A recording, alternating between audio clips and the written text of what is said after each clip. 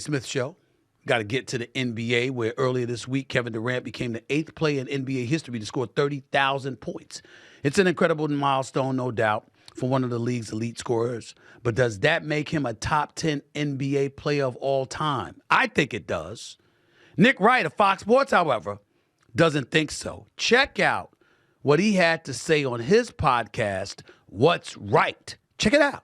Anyone who calls Kevin Durant a top 10 player, if they put pencil to paper, they would be like, oh, damn, turns out he's not. LeBron, Kareem, Michael, those not only, in my opinion, have to be in your top 10, they have to be in your top 3, but that is an opinion. Magic, Duncan, Kobe. Does anybody think Kevin Durant's better than Kobe Bryant? I don't think Kevin Durant thinks Kevin Durant's better than Kobe Bryant. Larry Bird. There are going to be a bunch of children. What could Larry Bird do that Kevin Durant can't do? Bird is actually one of the best passers in league history. Shaq, Steph. We are at 9. There is one spot available. You have to say he is better than Joker. He is better than Giannis. He is better than Hakeem. He is better than Russell, Wilt, West, Oscar.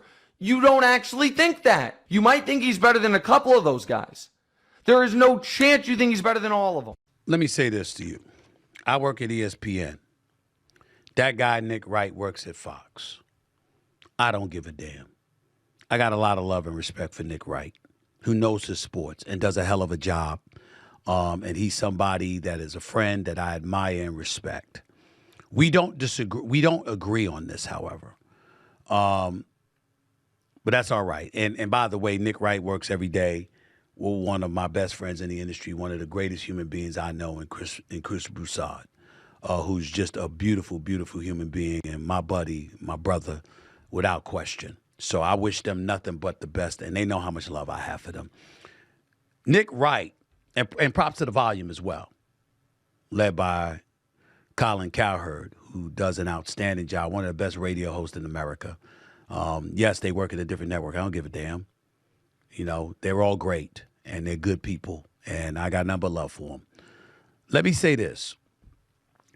Nick Wright makes a very compelling case, but two things can be true. You can make a very, very compelling case and still make a legitimate argument that he's wrong. We wouldn't pick Kevin Durant over Kobe because Kobe's got 5 rings.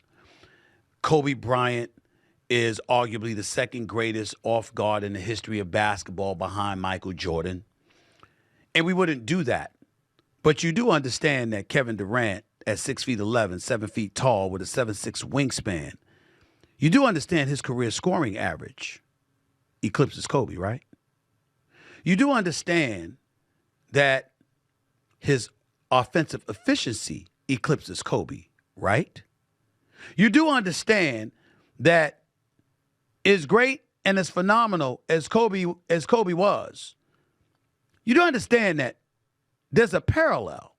When you look at Kobe Bryant being 4th all time in terms of his 33,643 points right there, as you look at all of this, okay, let's analyze certain things here, okay? Kobe Bryant, I just called up his numbers. He's a career 25-point-per-game scorer, a career 44% shooter from the field, a career 33% shooter from three-point range. That's Kobe Bryant, okay? That's Kobe Bryant. I just gave that to you, right? He's 5-time champion. Okay, we know this. But we're looking at Kevin Durant, okay? You understand that Kevin Durant is a career 27-point-per-game scorer? Do you understand he's a career 50% shooter from the field?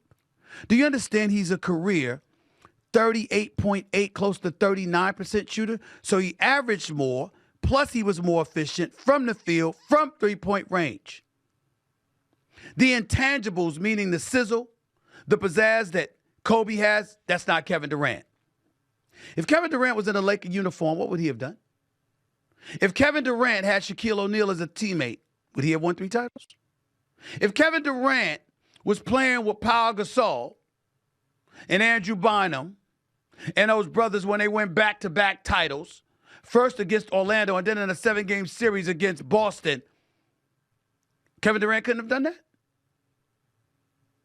Now, again, I'm not putting Kevin Durant above Kobe because there are intangibles in terms of leadership and galvanizing the troops around you that come into play. But let's not act like it's an insult to mention Kevin Durant and Kobe Bryant in the same name, in the same sentence. This is Kevin Durant. That's point number one. Point number two, Larry Bird. Larry Bird was phenomenal. Larry Bird was a winner. Larry Bird, one of the greatest shooters in the history of basketball and all of this other stuff. Once again, the thing that hurts Kevin Durant is the intangibles because you look at the pieces around him. In Oklahoma City, in Brooklyn, in Phoenix, did you get them to win? No.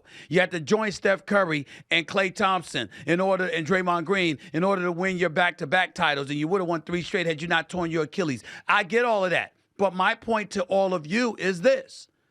Are we really going to sit here and say definitively that a Larry Bird,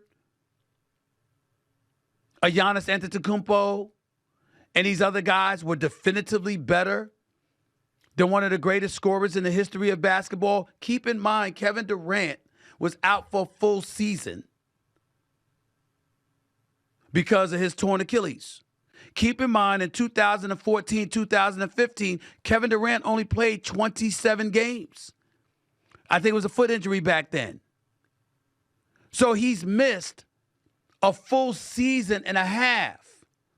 A full season and a half, it's not implausible to imagine that he'd be a top 4 scorer right around the 33,000 mark that Kobe is at if Kevin Durant hadn't been out a year and a half of his career.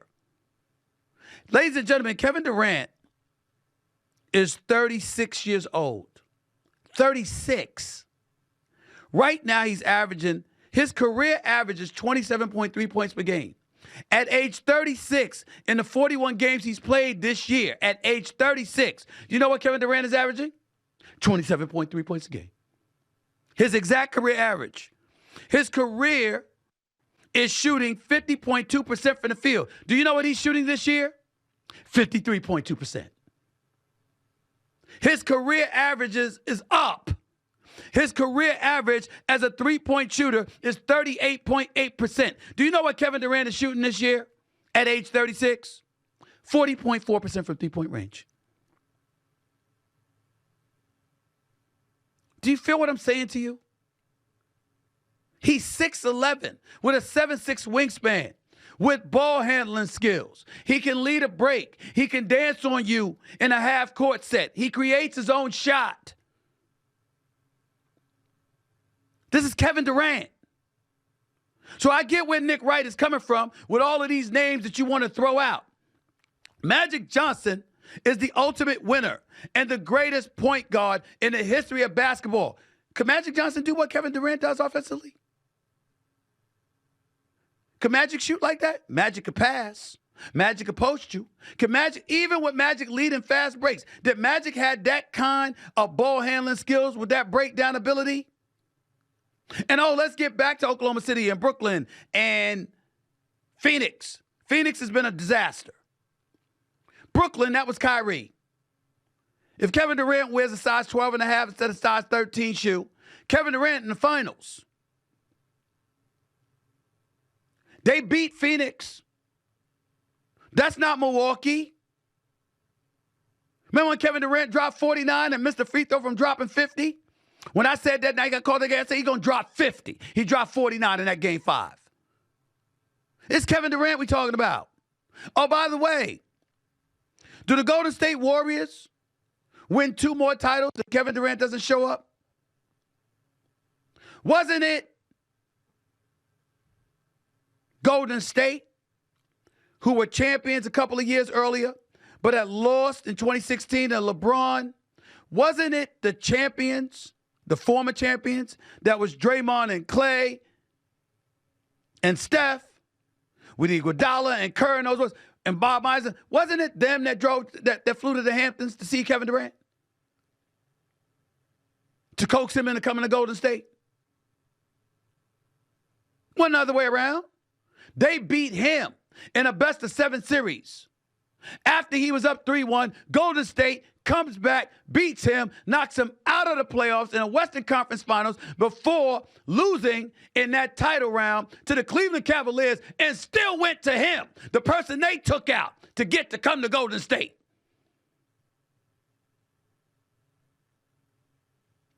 So my point to Nick Wright would be this.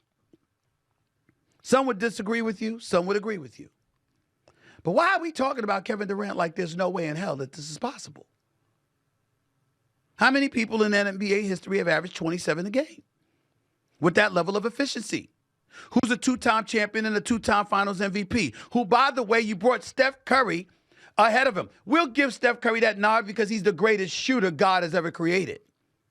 But the greatest shooter that God ever created was still the second best player on back-to-back title teams in Golden State to Kevin Durant. Who would deny that? And we love Steph Curry. I get annoyed at times at Kevin Durant's sensitivity. I get annoyed at how he claps back at me and other people and all of this other stuff with some of his petulance at times. But it doesn't negate the fact that the brother's a good dude. Hell, he called me a clown, and I'm telling you he's a good dude. He is. But he's a superstar player. The only reason why you would take super out of superstar for Kevin Durant is because you don't walk through the turnstiles for him the way you do for LeBron or Steph Curry. But enough people walk through the turnstiles to see Kevin Durant because they know what they're going to get. Night in, night out, career 50% shooter from the field, 39% from three-point range, 27.3 points per game. Career! Nick Wright, why are we talking about him? Like it's impossible to even fathom that he could be a top 10 player.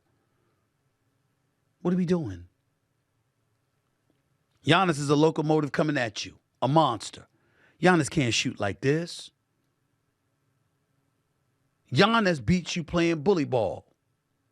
He deserves all the credit in the world for it, but that's what he does. Bird was a phenomenal passer. Nick Wright is absolutely correct. And Bird was a three-time champion and had the clutch gene. All of that was true. Bird wasn't 6'11" with a 7'6" wingspan with sniper-like ability like that. He has sniper-like ability. Don't question about it. It's Larry Bird. I'm just saying, are we sure we can definitively, are we sure that if Kevin Durant was playing with McHale and Parrish and Ainge and Dennis Johnson and Gerald Henderson and Cedric Maxwell and those brothers, are we sure Kevin Durant wouldn't have won a championship with that squad? Are we sure that Kevin Durant wouldn't have won a championship with Cooper and Worthy and Byron Scott and Kareem Abdul-Jabbar and Kurt Rambis and Michael Thompson? Are we sure? You got to give certain people a nod because Magic Johnson's the greatest point guard that ever lived. You want to give it to Steph because he's the greatest shooter that ever lived? Fine. You want to give it to Kareem Abdul-Jabbar because he's the greatest scorer that ever lived, with the only person with one patented move in the sport, with the sky hook? Fine. You want to say LeBron, Jordan, Kareem? Fine.